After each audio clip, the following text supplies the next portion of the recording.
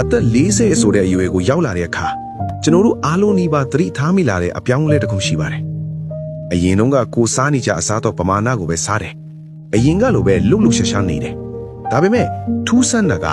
သက်20 30တုန်းကလိုကိုယ်လေးချင်းကမထိန်နိုင်တော့ပဲခါးပတ်လေနဲ့ဖိုက်မှာအစီတွေတဖြည်းဖြည်းစုပုံလာတာပါပဲဒီခါမှာကျွန်တော်တို့ဘာလုပ်ကြတယ်အစားတွေအတင်းလျှော်စားတယ်ထမင်းတွေဖြတ်တယ်ညဘက်ဆိုမောခိုက်နေအောင်ပြေးတယ်ဘိုက်ခေါက်တွေကျသွားမလားဆိုပြီးအကျဉ်ရာနဲ့ချီဘိုက်ရိုက်တဲ့လေ့ကျင့်ခန်းတွေလုပ်ကြတယ်ဒါပေမဲ့တကယ်တော့ဘိုက်အစီတွေကျသွားရဲ့လားပို့ပြီးတော့ပင်မနှွမ်းတယ်လာပြီးအစီကတော့ဒီတိုင်းပဲရှိနေတာကိုစိတ်ပြက်ဖွယ်ရတွေ့ရပါလိမ့်မယ်ဒီနေရာမှာကျွန်တော်အမှန်တိုင်းပွင့်ပွင့်လင်းလင်းပြောပြပါရစေတင်ပိုင်းမှာအစီတွေစုပုံလာတာဟာတင်အစားတော့မစင်ချင်လို့မဟုတ်ပါဘူးတင်မှာစိတ်သက်ကြိုက်ခိုင်မှုမရှိလို့လည်းမဟုတ်ပါဘူးတကယ်တော့တင်ခန္ဓာကိုယ်ရဲ့အတွင်းပိုင်း cell ဒီမှာအင်မတန်အစွမ်းထက်တဲ့ဇီဝကမအပြောင်းလဲတစ်ခုတိတ်တဆိတ်ဖြစ်ပေါ်နေလို့ပါပဲအဲ့ဒီအပြောင်းလဲကိုဆေးပညာရ insulin တုံ့ပြန်မှုကျဆင်းခြင်းလို့ခေါ်ပါတယ်ကဲဒီနေ့ဗီဒီယိုမှာတော့အသက်40ကျော်လာရင်ဘိုက်ခေါက်ဘာလို့ထွက်လာသလဲဆိုတဲ့အဓိကတရားခံကိုအသေးစိတ်ပြောပြပေးသွားမှာဖြစ်ပါတယ်ပြီးတော့ဒီအသက်အရွယ်မှာအတင်းကျပ်အစား short ဆရာမလို့ပဲတင့်ခန္ဓာကိုယ်ရဲ့ဇီဝကမဖြစ်စဉ်ကိုပြန်လည်ပြုပြင်ပြီးဘိုက်အစီတွေကိုတဘာဝအတိုင်းအရေးပြောကျသွားစေမယ်လက်တွေ့ကြတဲ့နီလန်၄ခုကိုအသေးစိတ်ဆွေးနွေးသွားမှာဖြစ်ပါတယ်ဘိုက်အစီဆိုတာတာမန်အရေးပြအောက်ကအစီတွေနဲ့မတူပါဘူးဘိုက်မှာရှိတဲ့အစီဟာကျွန်တော်တို့ရဲ့အသက်ပန်ကရီယာဥသိန်းဥမာစားတဲ့ကိုယ်တွင်းအင်္ဂါတွေကို report ထားတဲ့အစီဖြစ်ပါတယ်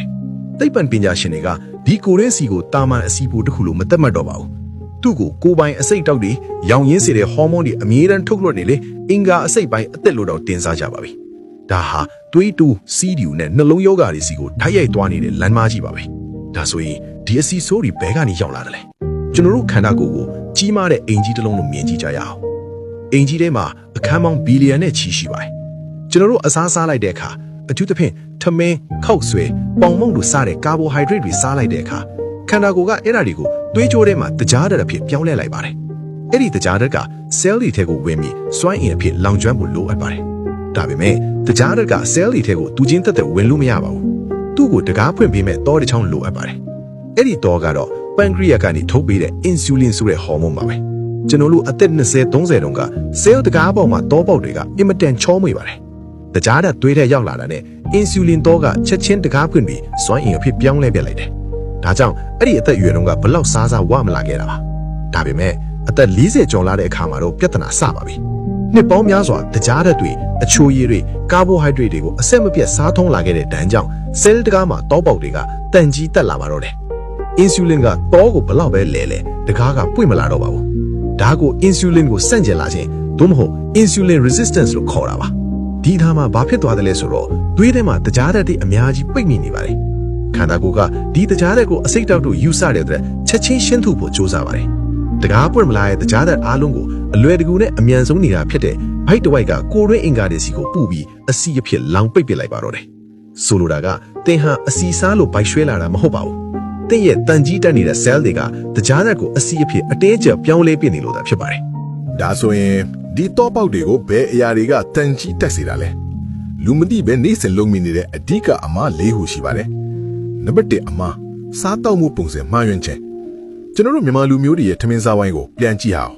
ထမင်းပူပူလေးကိုအရင်ဆုံးစားကြတယ်ဟင်းရည်လေးတောက်တယ်ပြီးမှအသားလေးအရွက်လေးနည်းနည်းစားကြတယ်တကယ်တော့ဒါဟာဇီဝကမ္မဖြစ်စဉ်ကိုပြောင်းပြန်လမ်းဖြစ်နေတာပါထမင်းကိုဘိုက်ထဲအရင်ဆုံးထည့်လိုက်တဲ့အခါသွေးကြိုပမာဏဟာဒုံးပြန်တဲ့စင်းလို့ချက်ချင်းထိုးတက်သွားပါတယ်အဲဒီလိုရုပ်တရက်ထိုးတက်သွားတဲ့သွေးကြိုကိုထိန်းဖို့အင်ဆူလင်တွေအလုံးအင်းထွက်လာရပါတယ်နေ့တိုင်းဒီလိုမျိုးအတက်အကျအကျန်းနေတဲ့အခါဆဲတွေကပင်မန်းလာပြီးတောပေါက်တွေတန်ကြီးတက်လာပါတော့တယ်အစားအစာအမျိုးစားတဲ့စားတဲ့အစီအစဉ်ကတင့်ပိုင်အစီကိုအဆုံးဖြတ်ပြီးနေတာပါနံပါတ်1အမှာကော်တီဇောဟော်မုန်းရဲ့ထောင်ချောက်အသက်40အရွယ်ဆိုလားမိသားစုတာဝန်လုပ်ငန်းခွင်ဖိအားစီးပွားရေးစတဲ့ဖိအားပေါင်းစုံကိုထမ်းပိုးထားရတဲ့အရွယ်ပါတင်မတိလိုက်တာကတင်စိတ်ဖိစီးမှုခံစားရတိုင်းတင့်ခန္ဓာကိုယ်ကကော်တီဇောဆိုတဲ့အရေးပေါ်ဟော်မုန်းကိုထုတ်လွှတ်နေတယ်ဆိုတာပါပဲရှေးခေတ်တုန်းကတော့ဒီဟော်မုန်းကကြားကြိုက်ခံရမယ်အန်ဒီရဲကနေပြေးဖို့ဆွဲပြေးတာပါဒါပေမဲ့အခုခေတ်မှာကြားကမရှိတော့ဘူးတင့်စပွဲပေါ်မှာအလုတ်တွေဘေးတွေအကျွေးတွေကကြားတွေခဲ့နေပါတယ်ကော်တီဇောကအမြဲတမ်းထွက်နေတဲ့အခါခန္ဓာကိုယ်ကအစာရည်စာပြတ်လက်တော့မယ်အစီဒီကိုဖိုက်မှာစုထားမှဖြစ်မယ်လို့မှားယွင်းစွာတွက်ချက်လိုက်ပါတယ်အဲ့ဒီအခါမှာတင်ရေတောက်ရင်တော့ဖိုက်မှာအစီတွေစုလာပါတော့တယ်နံပါတ်3အမှာအိတ်ဆက်ခြင်းကိုလစ်လျူရှုခြင်း ညာဘက်ဖုံးကြည့်နေတဲ့ညနေမှာအိတ်တာဟာဘိုက်အစီကိုတိုက်ရိုက်ဖြစ်စေတယ်လို့ပြောရင်သင်အံ့ဩသွားမလားအရင်မဝါတဲ့နေ့ရဲ့နောက်နေ့မနက်မှာစာလောင်စေတဲ့ဟော်မုန်းတွေအစမတန်မြင့်တက်လာပြီးဘိုက်ပြည့်ချောင်းသတိပေးတဲ့ဟော်မုန်းတွေကျဆင်းသွားပါတယ်ဒါကြောင့်အရင်မဝါတဲ့နေ့တွေမှာတကြားပါတဲ့မှုတ်တွေကော်ဖီချိုချိုတွေကိုပဲအလွန်အမင်းစားကျင်စိတ်ဖြစ်ပေါ်လာတာပါနံပါတ်၄အမကြွက်မားများဆုံးရှုံးလာခြင်းကျွန်တော်တို့ခန္ဓာကိုယ်ထဲမှာတကြားဓာတ်တွေကိုအများဆုံးစုပ်ယူသုံးဆွဲပေးတဲ့နေရာဟာကြွက်မားတွေပါပဲဒါပေမဲ့အသက်30ကျော်လာတာနဲ့အမျှတစ်နှစ်ကိုကြွက်မား300%ကနေ900%အထိတဘာဝအတိုင်းဆုံးရှုံးလာကြပါတယ်တကြားတွေကိုလောင်ကျွမ်းပေးတဲ့မီးပိုကြီးတွေကသိငယ်သွားတယ်ဒါပေမဲ့သင်ကအရင်တုန်းကပမာဏအတိုင်းပဲထမင်းတွေစားနေတယ်ပိုလိုနေတဲ့တကြားတွေကဘိုက်အစီအဖေကိုပဲဓာတ်ရိုက်သွားမှာပေါ့ကဲအခုဆိုရင်ပြဿနာရဲ့ရင်းမြစ်ကိုကျွန်တော်တို့သေချာနားလည်သွားကြပါပြီဒါဆိုရင်တန်ကြီးတက်နေတဲ့ cell top ပေါက်တွေကိုဘလို့ပြန်ချောမွေတောင်းလို့မလဲဘိုက်အစီတွေကိုဘလို့အရေးပြိုစေမလဲဆိုတဲ့လက်တွေ့အသုံးချရမယ့်နီလန်လေးခုကိုဆက်သွားကြရအောင်အဆင့်တစ်စားတောက်မှုပုံစံကိုပြောင်းပြန်လန်လိုက်ပါအစာရှော့စားစရာမလိုပါဘူးစားတဲ့အစီအစဉ်ကိုပဲပြောင်းလိုက်ပါထမင်းစားထိုင်လိုက်တာနဲ့ထမင်းကိုအရင်မစားပါနဲ့ပထမဆုံးအမြင့်ထက်ဖြစ်တဲ့ဟင်းတီးဟင်းရွက်ကြော်သို့မဟုတ်အရွက်ပြုတ်ကိုအရင်စားပါဒုတိယအနေနဲ့ protein ဖြစ်တဲ့အသားငါဥတခုခုကိုစားပါတတိယနောက်ဆုံးမှသာထမင်းကိုစားပါဒီလိုစားလိုက်တဲ့အကြောင်းအရင်ဆုံးရောက်သွားတဲ့အမြင့်တက်တဲ့ protein တွေကနောက်မှရောက်လာမဲ့ပကြားဓာတ်တွေကိုသွေးကြိုးထဲမှာအမြန်မြောက်အောင်အကာအကွယ်ပေးလိုက်ပါတယ်နံပါတ်1ပန်းတီးရှာပဲကအရေးရမော်စွမ်းအစာမစားခင်7မိနစ်လောက်တော့မှရေတကွက်မှာပန်းတီးရှာပဲကရေလက်ဖက်ရည်စွန်းတစ်စွန်းလာနေနှစ်စွန်းလောက်ထည့်တော့ပေးပါသူ့မှာပါတဲ့ acetic acid ကကျွန်တော်တို့စားလိုက်တဲ့ carbohydrate တွေကိုဖြိုခွဲတဲ့ enzyme တွေကိုနှေခွေစေပြီးကြွက်မားတွေကတကြားတဲ့ကိုပိုမိုဆုပ်ယူနိုင်မှုကူညီပေးပါတယ်နံပါတ်3အစာစားပြီးတိုင်း10မိနစ်လမ်းလျှောက်ပါညစာစားပြီးသွားရတဲ့ TV ရှေ့မှာထိုင်တာတွေကဘိုက်အစီအတွက်အဆိုးဆုံးပါပဲ